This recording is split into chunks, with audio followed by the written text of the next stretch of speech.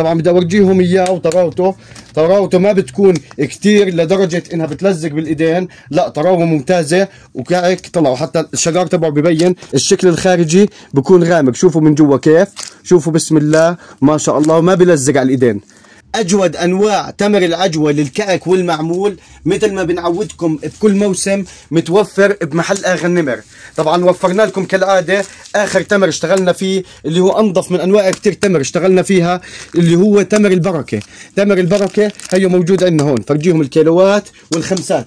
الخمسة موجود عندي. طبعا هو ما بيجي لونه أسود ولا بيجي أشقر كتير، بيجي بني تاج التمور، بيجي من أعلى وأجود الأصناف للتمر. طبعا بدي أورجيهم إياه وطراوته ما بتكون كتير لدرجة إنها بتلزق بالإيدين، لا طراوة ممتازة وكعك طلعوا، حتى الشجار تبعه ببين، الشكل الخارجي بكون غامق، شوفوا من جوا كيف، شوفوا بسم الله ما شاء الله، وما بلزق على الإيدين.